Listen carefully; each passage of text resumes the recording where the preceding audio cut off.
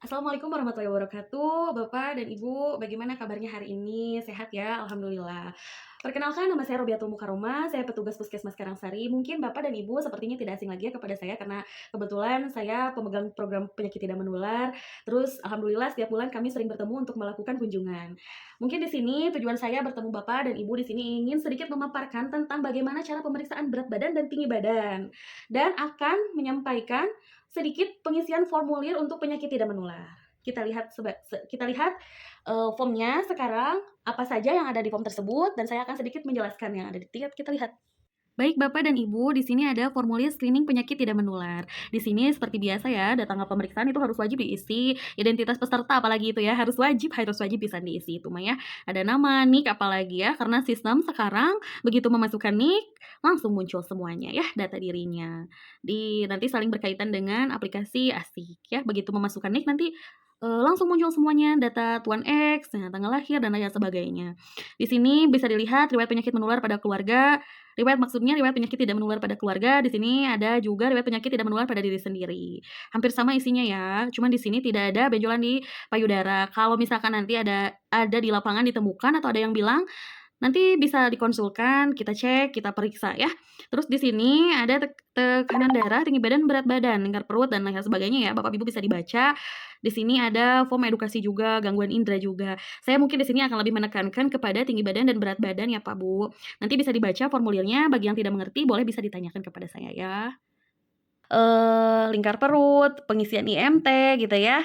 Nah, di sini ada pengukuran faktor risiko PTM, obesitas, pengukuran tinggi badan, berat badan, lingkar perut, ada gangguan indera juga, penglihatan, pendengaran, tes hitung jari, tes berbisik gitu ya. Di sini ada deteksi ini pengukuran berat badan gitu ya.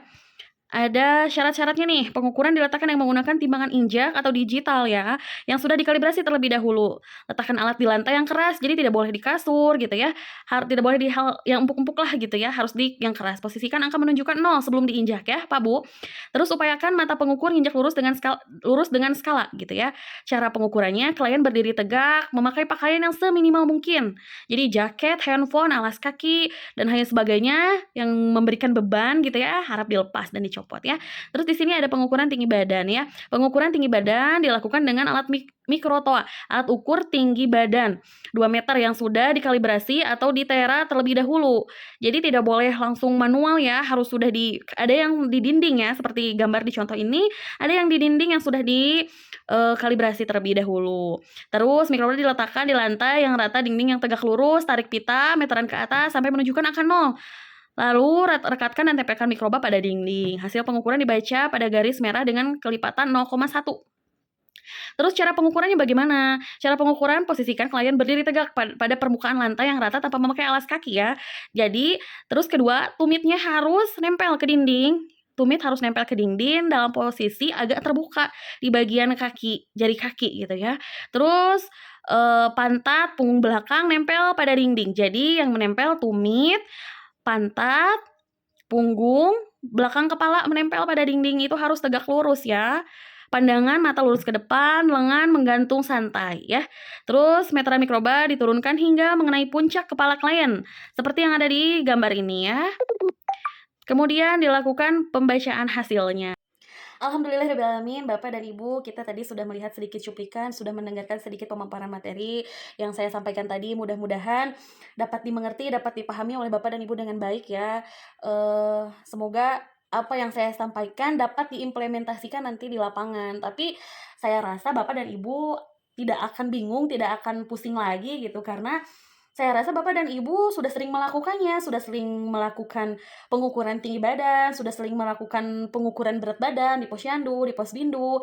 Yang asing mungkin pengisian formulir ya Pak Bu. Nanti bolehlah kita berdiskusi di sini, mangga yang belum paham, yang belum mengerti, kita boleh berdiskusi di sini, bertanya di sini. Terima kasih Bapak dan Ibu sudah memenuhi undangan pertemuan pelatihan kader. Mudah-mudahan kita dapat bertemu di lain waktu, di lain kesempatan. Wabillahi taufiq wal hidayah. Wassalamualaikum warahmatullahi wabarakatuh. Assalamualaikum warahmatullahi wabarakatuh. Nama saya Dr. Arianda Riani dari Puskesmas Karangsari. Bagaimana kabarnya ibu-ibu kader? Alhamdulillah. Nah, hari ini saya akan mencoba menjelaskan bagaimana caranya mengukur berat badan dan tinggi badan untuk mendeteksi dini adanya obesitas. Sebenarnya ini sudah biasa dilakukan ibu-ibu kader. Saya sangat yakin sekali. Saya hanya ingin mengingatkan cara pengukuran berat badan seperti yang kita ketahui dengan menggunakan alat timbang. Saya akan coba mengingatkan lagi IMT, indeks massa tubuh, berat badan per tinggi badan dalam meter kuadrat. Contoh nih ibu-ibu kader ya. Misalnya kita dapat berat badannya 80 kg, tinggi badannya 175 cm. Nah, 175 cm itu kita jadikan meter dulu. Berarti kan dibagi jadi 1,75 meter per meter. Nah, nanti 1,75 meter dikali 1,75 meter bisa kita hitung nanti jadi 1,75 kali 1,75 3,06. Nah, setelah itu berat badannya 80 kg. Jadi 80 kg kita bagi dengan 3,06. Jadi hasilnya 26,14. Lalu ibu-ibu kader tinggal lihat di tabel klasifikasi IMT. Nah, untuk 26,14 itu masuknya ke gemuk atau overweight. Nah, seperti itu. Jadi saya harapkan dengan penjelasan ini ibu-ibu tambah lagi ilmunya dan lebih lagi pede untuk memeriksa berat badan dan tinggi badan. Jadi kita tahu pas klien itu termasuk dalam obesitas atau tidak dengan deteksi dini seperti